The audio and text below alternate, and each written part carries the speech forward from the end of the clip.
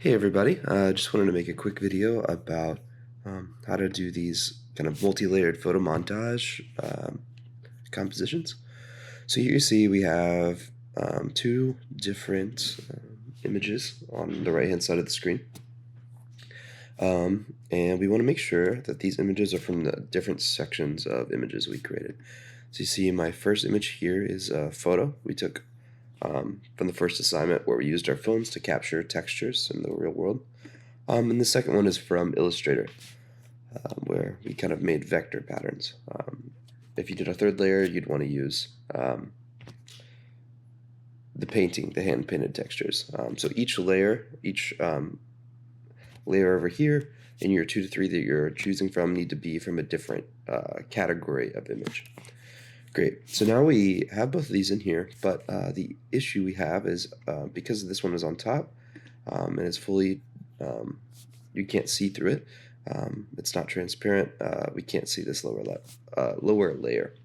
And so to start to blend these together, the first thing I can do is just use opacity.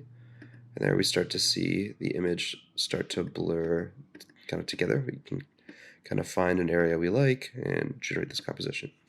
A more nuanced way to do it is by using blending modes in Photoshop. So if we click this normal here, and we start to hover over these blending modes here, we can start to see how they affect in different ways.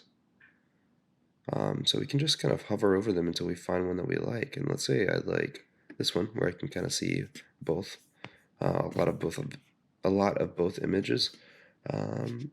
The other thing I could do is kind of come into opacity here and start to fine tune exactly how much of this layer I want in.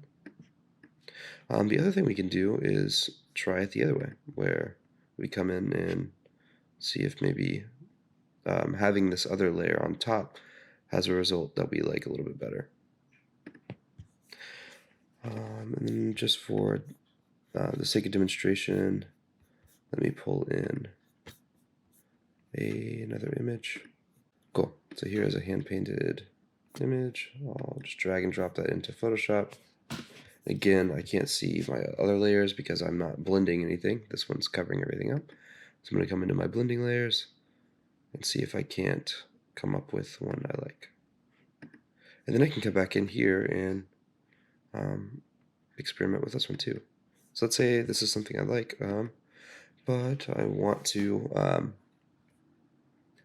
be adjusted a little bit more. I can use rotation, which we used a couple classes ago. So if I hit Command T or Control T, if you are on a PC, and then I want to rotate this, but I don't. If I rotate it like in just small increments, I get these sort of harsh lines, and I don't want that for this. I want full page image textures. So in order to get that, I can just experiment with increments of 90 degrees, so 90 or 180, and I like that. So I'm going to go with that. So that is a completed image, and now all I have to do is export. So I can go up to File, Export, File, Save As to get my PSD. My PSD file is going to be a file that I'm able to open back up in Photoshop and get all my layers. So I can come in here and hit Demo 4. You can name it whatever you want. Just make sure you're saving it under the folder that you want. So I'm going to save it under Photomontage. Hit Save and OK. And that's my PSD file. And then I also want to go through and hit Save a Copy. This is for my JPEG. I'm also going to say this is Demo 4 in my Photomontage folder, or whichever folder you want to save it in. And then make sure you select JPEG. And hit Save. Make sure your quality is all the way up. You can hit OK.